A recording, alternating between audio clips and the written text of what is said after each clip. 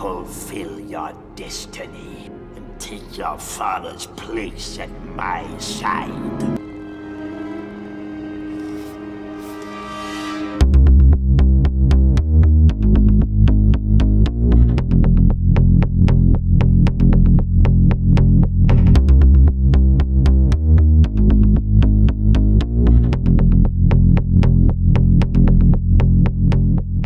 What up, everybody? I'm Chris. I'm Morgan. I'm X. I'm Z. And Morgan, when was the last time you saw Return of the Jedi?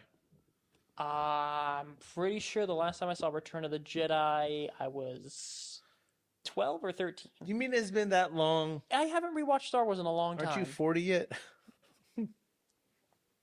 28 next week. I wish I was 40. God, that would be awesome. I never thought I'd say that. Yeah, you're going to be 20 what? 28. Oh, later this week, actually. Well, good for you, man. I'm glad you made it. Yeah, so like we're finishing off the original trilogy, and we did Empire, obviously the last one, which I mean, Empire is a damn near perfect movie. Oh yeah, and this one is not perfect. I will still say Empire is probably the best movie of the entire series. But this movie, even after rewatching it and going through it with a critical eye and looking at its flaws, still my favorite Star Wars. Yeah, it does have flaws, but it's also like.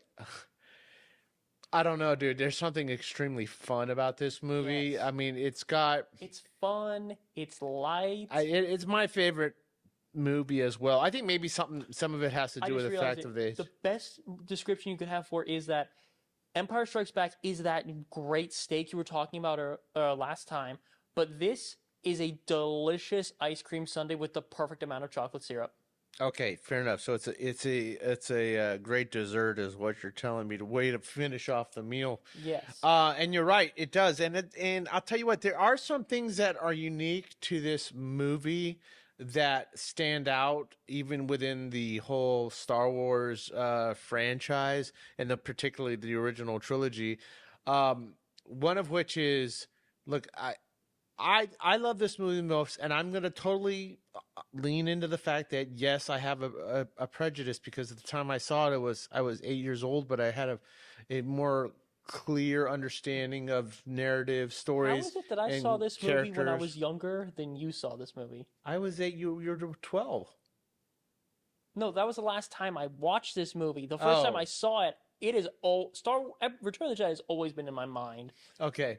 Well, I mean, I first saw it when it was in the theaters, but well, yeah, that makes sense. But I was very aware of the time period that it was 83, so it was like we're closing out the 80s, and in my mind I could feel a bittersweetness to it, that I was glad that all these characters that I love so much were back together, but I knew it was going to be unfortunately, for the last time that we would see them all on screen together. Yep. So I was relishing it, and I'm totally leaning into the fact that I have all that nostalgia member berries going on in my brain that make this movie so special to me.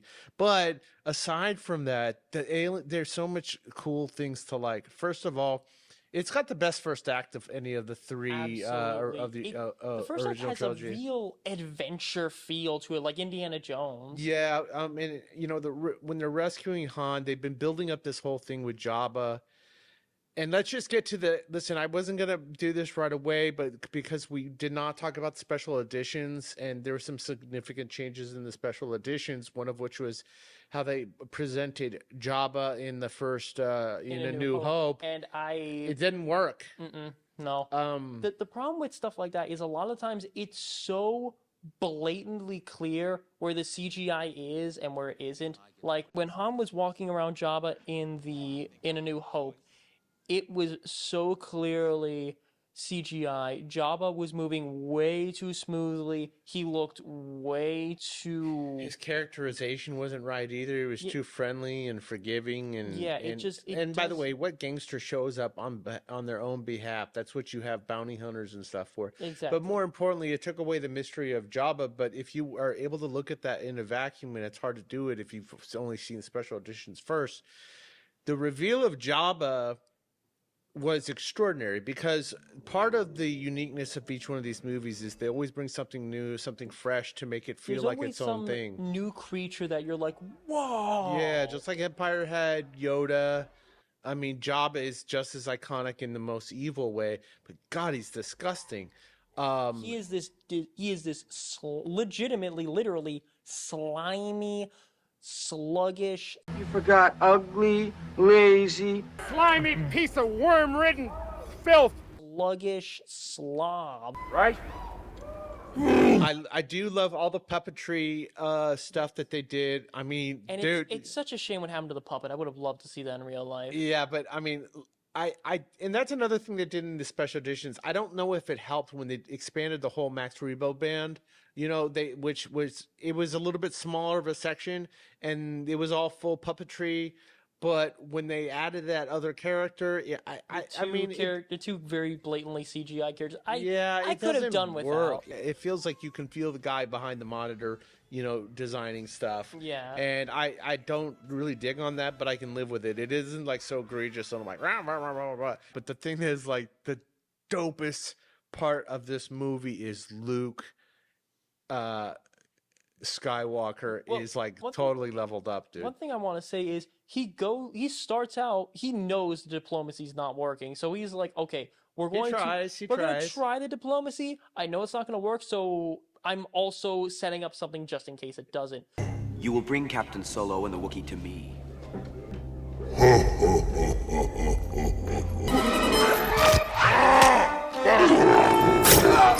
By the way, putting him in the black is like the most awesome thing they could have done in that whole sequence. They tease it so hard of like he's going dark, because the first thing we see Luke do, he's in the all black, he walks in and he force chokes two of the guards. Between Empire and Jedi, it is a full year of Luke coming to terms with Vader's his daddy and learning to be better with the Force on his own terms, while Leia and Lando and Chewie and everybody else is also looking for Han. It's this whole thing. And it's still sweet, you know, when he comes out of the hibernation and all that. Who are you? Who are you? Someone who loves you. Leia. And it's also nice that Leia chokes out Jabba. I mean, if you're gonna put her in that outfit, give her something legit badass to do. Especially after 2 movies of her being this absolutely badass lady. We get why she's in the outfit, but she's still basically making it her own. Personally, I did like her better in the bounty hunter attire.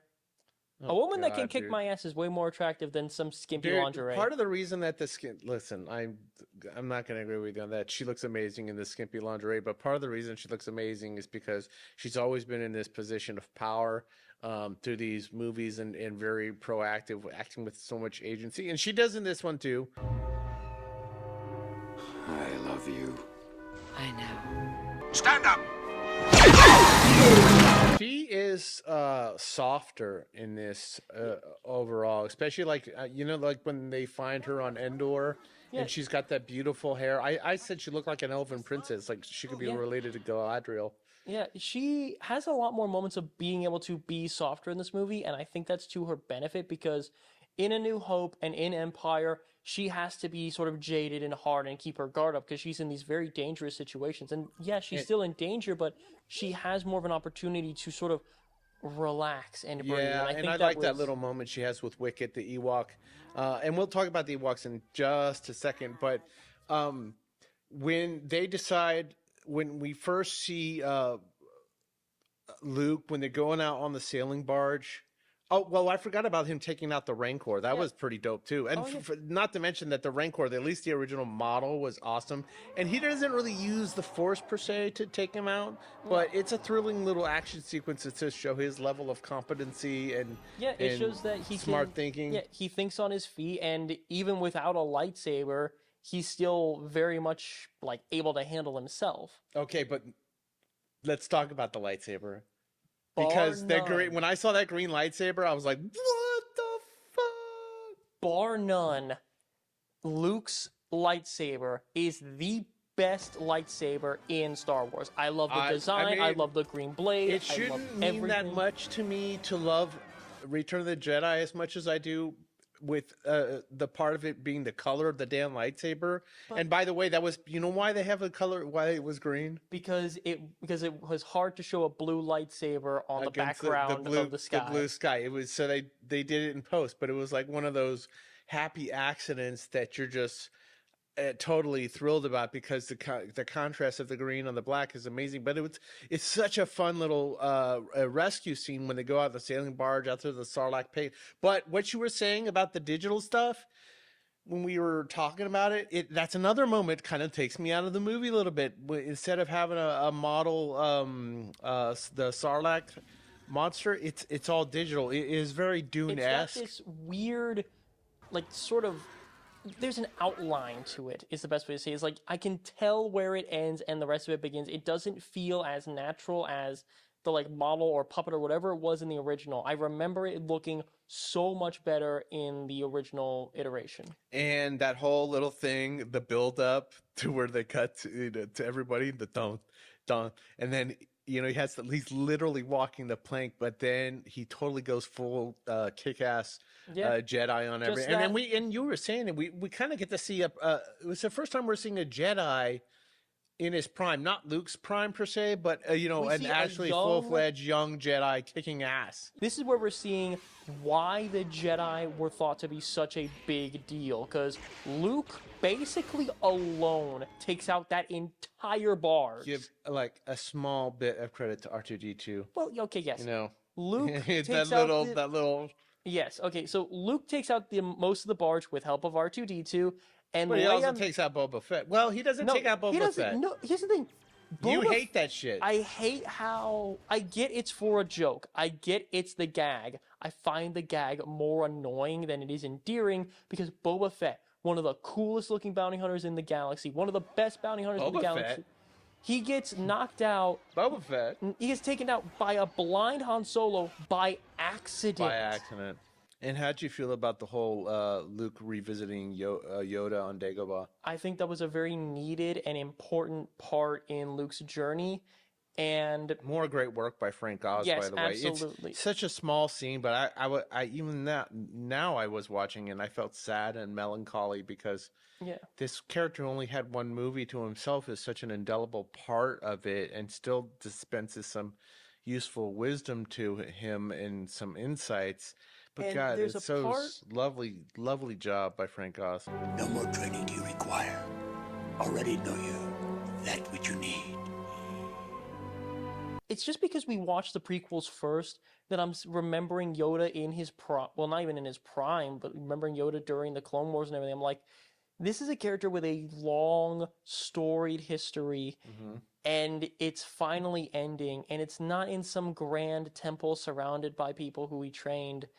He's in a backwater planet in the middle of nowhere with. But it's his home. Yeah, with the last hope of the universe. Yeah, it's his home, but it's a home in exile. I built this with what I could get. It feels very sad. And they handled that very lovely and delicately with a lot of pathos and respect. And it was nice to see him one more time. And Mark Hamill had a nice little reactionary moment to see him say goodbye after verifying that Vader was his father. But I have a question for you. Why would Obi-Wan lie about Vader killing his father? You told me Vader betrayed and murdered my father. I mean, obviously for cinematic reasons. There's two reasons. Narrative reasons. There's two main things here. Is firstly, he didn't lie per se. So what I told you was true, from a certain point of view. If you know from the get-go your daddy is the big bad, and he not only kills your mentor, but cuts off your hand, and is just this horrid monster complicit in the destruction of an entire planet, one of two things is going to happen. Option A, you basically are so paralyzed with the fear of becoming your father that you will never pick up a lightsaber. You're never going to learn the Force. You're like, I am staying on Tatooine. Or self-fulfilling prophecy, maybe. Yeah. Or number two is you are filled with the rage of how could he do this? All this love in his life, and he threw it away for what? And that would lead him down the path of the dark side if he knew from the get-go. And it's I can't do it, Ben. You cannot escape your destiny.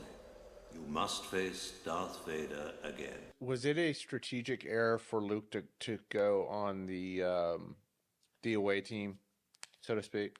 I think it was a strategic error when you're thinking about it solely from a matter of wanting to win the war via, like, tactics and everything.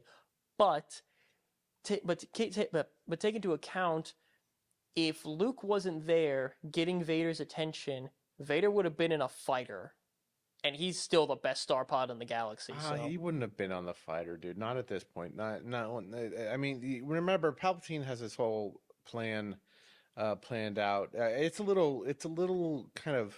I'm not really sure exactly if it goes exactly according to his plan, because he doesn't sense that Luke is on the planet or close by, but Vader does. A small rebel force has penetrated the shield and landed on Endor. My son is with them. I think that shows another little crack. Or that shows a crack in the relationship between Vader and Palpatine. Are you sure? I have felt him. Strange that I have not. Because he does still have that love for his son, not a lust for power, not a hate for what he's become. You think that's what his motivations are right now, or does he actually want to bring him to the Emperor? I know there is good in you. The Emperor hasn't driven it from you fully. That was why you couldn't destroy me. That's why you won't bring me to your Emperor now. Yeah, I think Luke hits the nail on the head. There's conflict in him. I feel the conflict within you. Let go of your hate. It is too late for me, son. He doesn't know. He's like, I'm supposed to bring you to the Emperor, but you're my son, and I've seen what he does to to people. So it's this conflict, and I think that's really, really good. I mean, he does address him personally as son in a softer manner when they're out there on the platform on Endor. But let's talk about Endor for a second, because as much as I love this movie, I do, and Endor and specifically the Ewoks have always been divisive for fans that were detractors for Return of the Jedi. But I kind of see why. I mean, you and I have like mixed feelings about this, to say the least. Okay, so I like the Ewoks in that they're adorable little fuzzy teddy bears that beat the crap out of the Empire, and that's very cute and that's very fun. But as the climax to a multi-film epic about, fighting against a horribly oppressive regime and coming off one of their worst losses in Empire Strikes Back, and now this Empire, who was able to take down the rebel base on Hoth, who was hunting the Falcon throughout an asteroid field, who outplayed and outmaneuvered them in every turn, and they barely managed to escape. Now they're getting the crap kicked out of them by freaking teddy bears. Come on. Teddy bears with rocks. Okay, well, you and I both know, and everybody who's a Star Wars fan knows, that they were supposed to be Wookiees, and it was supposed to be like Kashyyyk or something to that effect, and that the budget restraints, were prohibitive of doing that. And we got to see a little bit of that in Revenge of the Sith. Did it make that movie better, having them in there? Because to me, it did not add anything to it. It was cool to see, well, but the thing is, the reason why I didn't add anything in Revenge of the Sith is because Revenge of the Sith wasn't about winning the war. It was the fall of Anakin.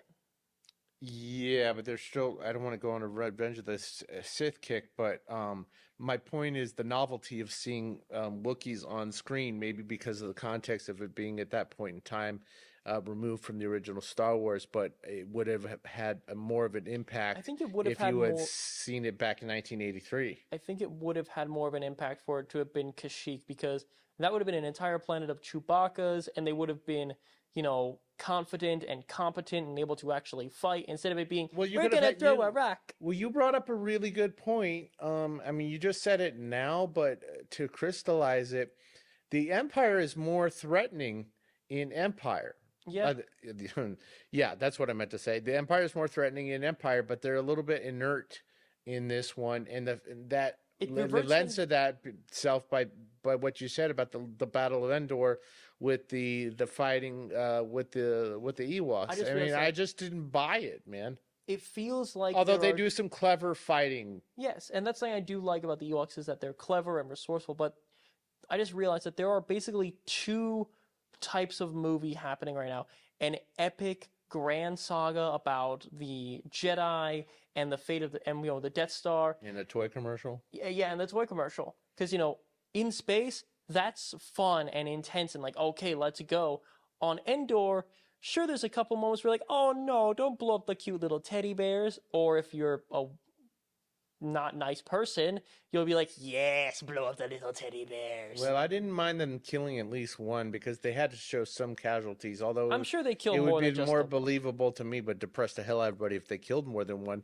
But there's still some great stuff on Endor. There's the speeder bike chase, which is Oh, fun God, as yes. hell. In that beginning there when they're just land there. Yeah, they're So landing that's there, I mean scouting and everything. that and it's fun to see Luke and Leia. Leia like working together, Yeah. like actually in a scene together, fighting together because they were separated for much of Empire, almost all of Empire. They weren't even together in the same room. Yeah. So that stuff is great, and also not for nothing, but C-3PO. After getting treated like shit for the first two movies, he gets his due. Yeah, they treat him with reverence as he even gets his eye ripped out in this movie. Does Because he? your I boy forgot. Salacious Crumb rips his eye out. Oh yeah, but R2 gets his ass for that. So damn you, Salacious Crumb! I love you too much to be pissed. But I mean, this is another little peccadillo I have with this movie, which is I don't buy the plot contrivance of them being captured, allowing themselves to be captured, or intentionally being captured by the Ewoks. Luke and R2 and it's Han less- and all that shit. Okay, I think it's less okay. We're gonna let ourselves be captured, and more so, it's like we can get out of this at any time. It's not gonna be hard at all. Let's not immediately start kicking around these natives, because that's not what the good guys are supposed to do. We're supposed to be diplomatic about this, Yeah, and they but- do get out without a fight. Remember, waiting in the wings, so to speak, is the rebellion that needs that the shield taken, generator. the shield generator taken down, right? Yeah. So why it as much as I love individually different parts of the Endor stuff, and I don't hate the Ewoks. Like some people do, it's when you put it it's in the flat and it lacks urgency, and Yeah. that does hurt the movie a little bit. I agree. I very much agree. It bothers me how. Oh, what's the best way to put it? It bothers me how nonchalant Luke, Leia, Han, and Chewie are about, oh, we'll just have a nice little adventure in Teddy Bear They're Village. basically hanging out in a treehouse, chilling out, and then telling stories and shit. Like, Well, the rest. get with it, I mean, Yeah. I guess they're recruiting them, and there are some clever deaths, and that, by the way, everybody gets a moment in this movie. All the supporting characters, Chewbacca, dude. He takes an ATSD over. That's awesome. And he knocks out that one stormtrooper who's on the speeder bike. I was like, yeah, we finally get to see Chewie like shoot directly at somebody and show some proficiency there. Yeah. But real quick about the stormtroopers, I will give credit to this on Endor. They suffer some brutal personal deaths, and it's awesome. This movie could be called Star Wars Death by Tree. I mean, Revenge of the Tree. the bark is worse than the bite. Oh, he's back. He's here all week, folks. Oh my god. Yes. Some of those deaths on Endor, I'm like, ooh. Like the dude that gets clotheslined by a vine, like going on a speeder bike. That's just, that's not an instant death. That dude's like choking on his guts. Yeah, all that stuff was gnarly, man. But some of the fighting was clever with the Ewoks, the logs. It's a lot of ambush tactics with them, which I do Yeah, appreciate. but still, I'm just like, they should have gotten wiped out. This is supposed to be, by the way, back to the Emperor. He was saying that this is his best Legion, but his best troops are there on Endor. I was like, okay. So while there, I do give credit to the editing in this movie, because you said something there for a second, which was we got two movies going on. Basically, we have the charming Ewok toy commercial stuff, and then we have this epic confrontation with Vader and Luke in the throne room. I love the drama and how they edited it all together with the space battle going on with Lando, all the stuff with Lando and Admiral Akbar. It's a trap! But real quick about Lando, you know, he's only in two of these movies, but dude, the man destroys the Falcon. I mean, not the Falcon, excuse me. That was He destroys the second Death Star, and he's also, there are also moments where they show he's very much like Han in that he's clever. Like, as soon as they realize, hang on, we can't read the shield on the Death Star. Well, how could they be jamming us if they don't know if we're coming? Break off the attack. The shield is still up. All craft, pull up.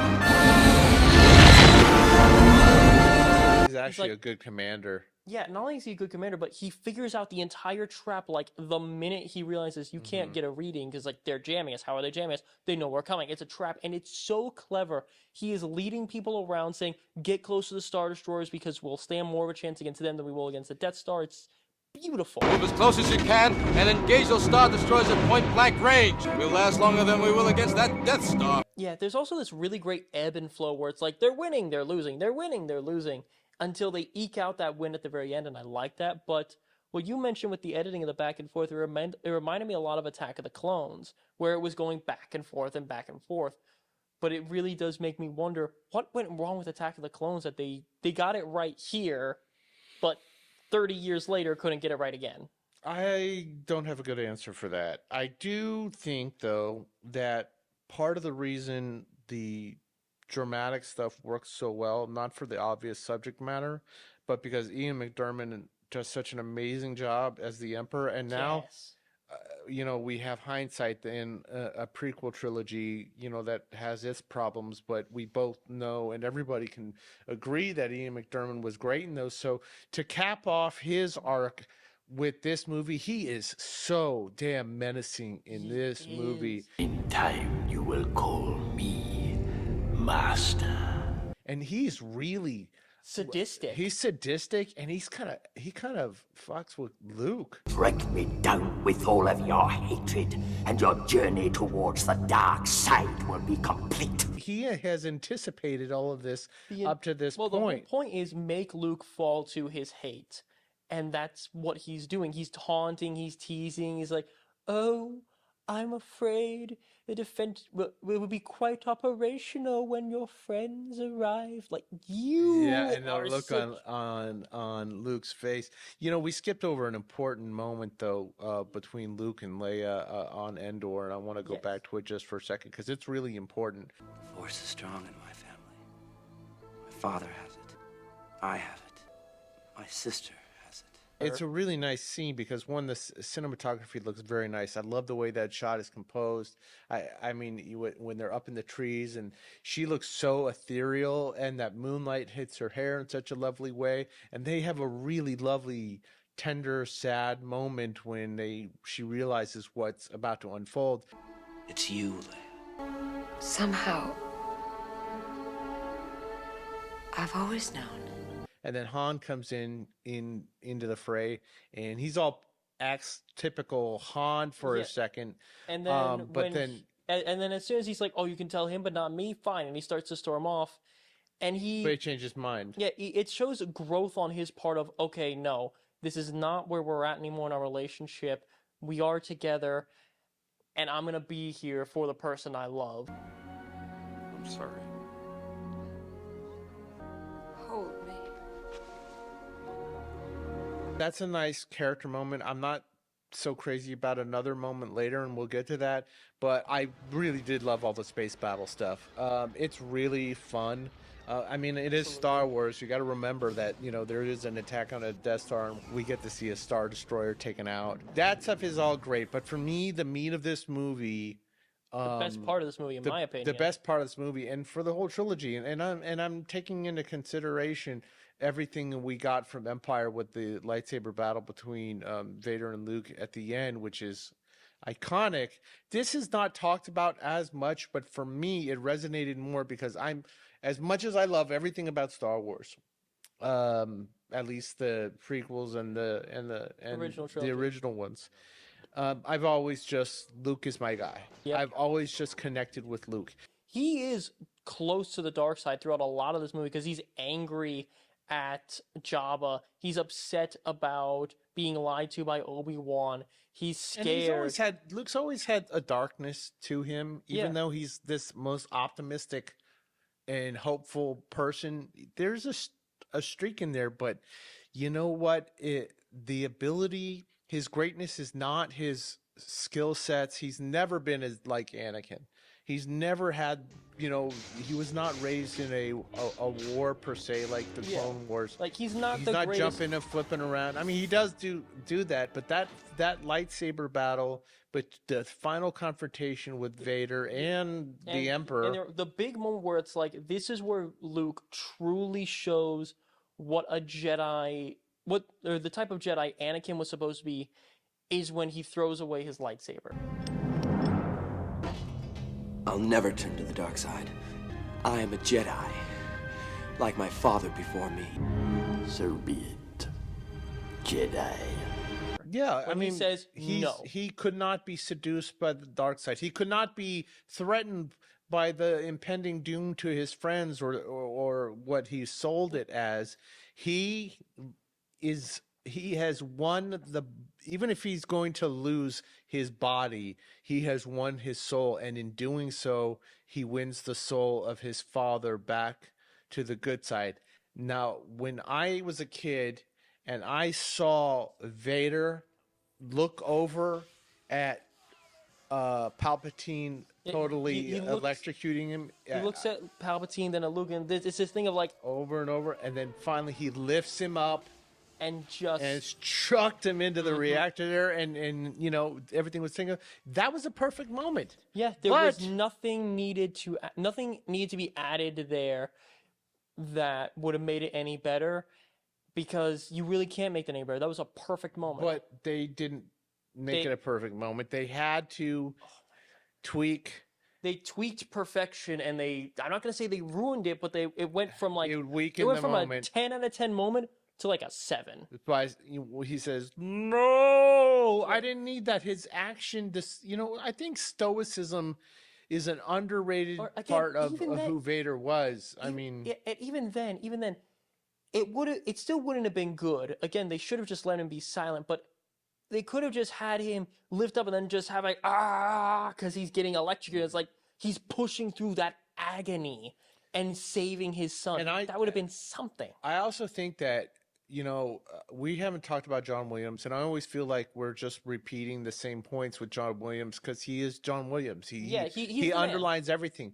But what's really interesting is, for me, that one part where it's most operatic, where it pans from like right to left, where Luke is overwhelming Vader, and we hear that swell of those voices in the background. To me, that stuck in my brain so indelibly in my brain when I was a kid.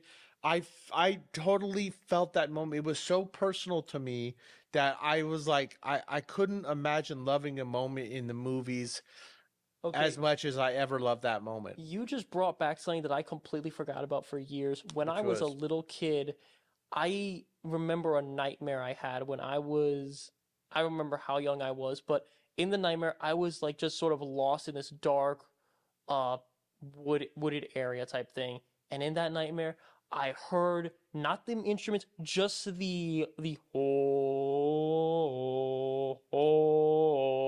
from the Emperor theme. Yeah, I mean that's scary. But it's the most subtle work he could have done for the most impactful scene of the whole franchise. And you know what? For all the flaws that we talked about, and there are flaws in this movie. This movie is absolutely great. However, I don't know how I feel about the finale after everything is said and done when they're celebrating. Because the original version of this movie, which was another change, it's not bad what they changed. I just miss what the original version was. The num-nub? Ichub. My brother knows all the lyrics. Mike, I know my brother earned my respect when he knew I knew he was on a deep dive one day, and that he learned the yub nub. It's nice to see the galaxy celebrate. I like that we saw the entire galaxy celebrate, and I like that. And I'm not gonna say I like the new music better. I get why they changed it, and Nub Nub, whatever it is gonna have a soft place in my heart. But this one feels more grandiose and more celebratory, whereas Yub Nub, again, I like it. It's too localized. Childish. It is childish. It's but the teddy bear song. I know, but it's cute, and I'm nostalgic it is cute. for It's it. adorable. But there is a moment that I got a little look sideways at, and it's when Han and Leia are together at the end on Endor there after the battle, and Luke's blown right after it's when the Death Stars explode. By the way, the way they blow up the Death Star is epic in this one. I love the way they controversial opinion incoming with that. I like the explosion of the second Death Star better than the explosion of the first. When we talk about revisions, a lot of the digital revisions do work for me is anything related to the space battle stuff or explosions, but when it's like creature related, don't dig it. But the moment that I'm trying to refer to is when he says, "I'm sure Luke's wasn't on there," and she gives a wistful look. She's like a pensive look, and he's like, "You love him, all right? I understand." That came out of nowhere. I don't like his energy. It's out of character. It's not Han Solo. Too passive for Han Solo. Not to mention the fact that where was the ground laid that they would have had a romantic connection. Not to mention the fact that everything that Leia and Han had been through Empire and leading up to the kissing in this movement and her coming to rescue him, it felt out of character. When he comes back, I won't get in the way. I mean, it's such a pebble in the shoe that's easily forgotten because we finally get everybody back together, and it's for one last time. Yeah, and it's not they're back together to continue the fight. The fight is over. They won. The fight is over. Morgan, I love Return of the Jedi. Absolutely. Even though we just spent so much time saying all the flaws and all the problems with it, it's still my favorite Star Wars movie. It's mine too, and it makes me realize that it's interesting how certain moments and certain scenes can carry so much weight. Listen, I'm totally nostalgic for it. I'll give you that. And I also understand the age in which I saw it. I was a little older than somebody who would have seen Jedi at an Empire at an older age. But I resonate with the journey of Luke Skywalker, and they delivered on sticking the landing with the resolution for all the characters, even the arc of seeing, that moment with Vader and Luke, when he takes off the mask. It's so perfect, and it's sad. It's very sad. The one time he finally sees his father is right at the end of his life. I'll not leave you here. I've got to save you. You already have. You were right. You were right about me. Does it bother you that they don't have that actor's ghost at the end? I understand why they have Hayden Christensen now, but at the same time, I can't help but feel bad for the actor because I feel like he probably feels a little bit gypped. I'll put it in the insert. He was, and you could also say the same thing for David Prowse, who was in the outfit the whole time. They actually gave him there's a whole story behind David Prowse actually getting to they shot that scene for him later on against the will of Lucasfilm and for his own edification, and he deserved it. But with all the Force ghosts, everybody perfectly framed in that last shot saying goodbye. It was a bittersweet moment for my childhood because it was the end of the early 80s. And I felt like it was something ending and beginning in my life, even as an 8-year-old. Well, the thing that I like about... I still feel the same way when I watch it to this day. The thing I like about Star Wars' ending is, yes, they beat the Empire, yes, they beat the Emperor, but there's still adventure to be had in that. And it's one of those things, it's not that this story will continue on, it's that there is more to be had from this world. And it's bittersweet that this story ended, but another story could always begin in And Star Wars. unfortunately, one did take place. Yeah. We did promise All at the 9. beginning of this 9-part series that we were going to do all 9 for good or ill. And as much as I not love the prequels, I got to learn to love and respect them and appreciate them and be entertained by them. Yeah. I can't say the same for We will the attempt our sequels. very best for the sequels, but until then, thank you for joining us for X versus Z, and remember, may the Force be with you. always.